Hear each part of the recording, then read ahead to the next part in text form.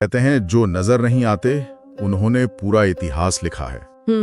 आज हम नागलोक की रहस्यमयी दुनिया और नागों के असली स्वरूप पर एक गहन चर्चा करने वाले हैं। हाँ, और हमारे पास स्रोत भी हैं, वेद, पुराण, महाभारत, यहाँ तक कि जैन ग्रंथ भी। बिल्कुल, ये सिर्फ सांप की कहानियां नहीं है ना? नहीं, बिल्कुल नहीं।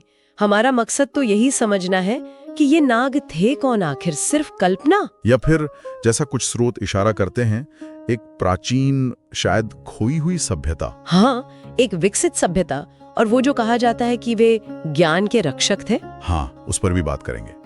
तो चलिए देखते हैं ये स्रोत क्या बताते हैं। सबसे पहले उनकी पहचान।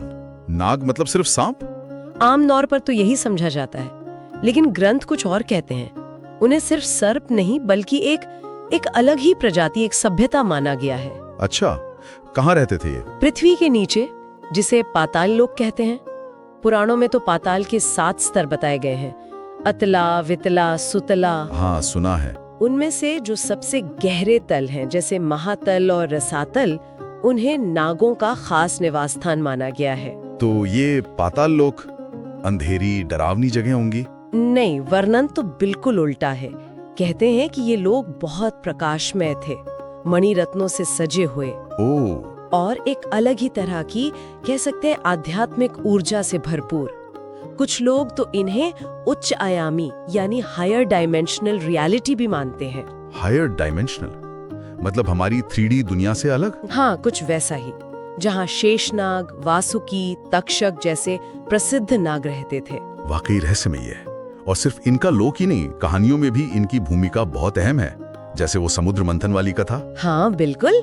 और इन कथाओं में गहरे प्रतीक छपे हैं, जैसे समुद्र मंथन में वासुकी नाग का रस्सी बनना। हाँ, वो तो पता है। वो सिर्फ एक घटना नहीं है, वो हमारी अंदर की ऊर्जा, कुंडलिनी शक्ति, उसके मंथन का प्रतीक है, जिसे जगाकर ही आत्मज्ञान का अमृत मिलता है। अच्छा, कुंडलिनी से जुड़ाई है। हाँ, और इसी तरह जन्मेजय का सर्प यज्ञ, जिसमें वो तक्षक नाग से बदला लेना चाहता था, और फिर आस्तिक मुनि ने नागों को बचाया था। बिल्कुल।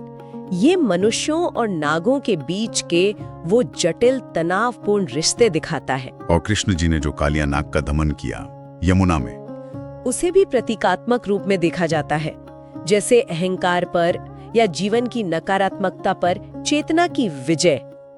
तो ये कथाएं सिर्फ किस्से नहीं, बल्कि ये हमारी चेतना की यात्रा के नक्शे हैं।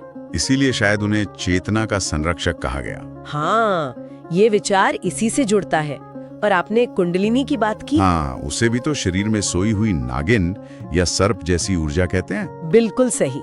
कुंडलिनी को अक्सर एक सोई हुई सर्पिणी के रूप में ही दर्शाया जाता है। और एक बात और, माना जाता है कि नागों के पास सिर्फ आध्यात्मिक ज्ञान नहीं था। तो और क्या था? शायद कुछ असाधारण क्षमताएं, उन्नत चिकित्सा का ज्ञान, या शायद ध्वनि पर आधारित कोई तकनीक, हथियार, कई सिद्धियां।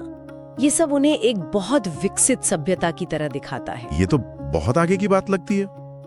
वेदांत और तंत्र में भी इनका जिक्र आता है ना? हाँ, बिल्कुल। वेदांत में देखें तो शेषनाग को स्वयं विष्णु का आसन माना गया है।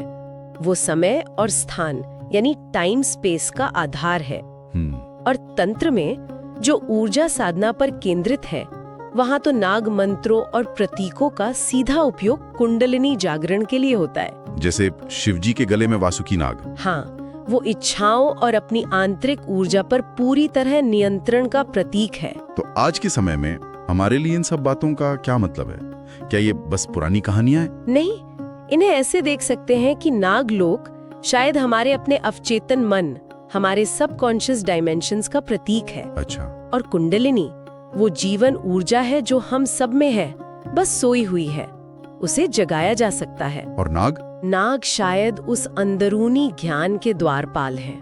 ध्यान, मंत्र, साधना, ये सब तरीके हो सकते हैं उस भीतरी नाग शक्ति को जगाने के। तो मतलब संक्षेप में कहें तो नाग कथाएं सिर्फ सांपों की बातें नहीं है? नहीं, वे चेतना, ऊर्जा, शायद हमारे इतिहास के भूले हुए पन्ने, और सबसे जरूरी हमारे अपने अंदर छिपी गहराइयों और शक्तियों के प्रतीक हैं। और ये उस संभावना की तरफ इशारा करती है कि शायद कोई उन्नत सभ्यता थी जिसके बारे में हम आज बहुत कम जानते हैं। हाँ, ये विषय हमें याद दिलाता है कि कितना कुछ है जो हम नहीं जानते, ब्रह्मांड में भी और अपने भीतर भी। जानने की यात्रा कभी खत्म नहीं होती।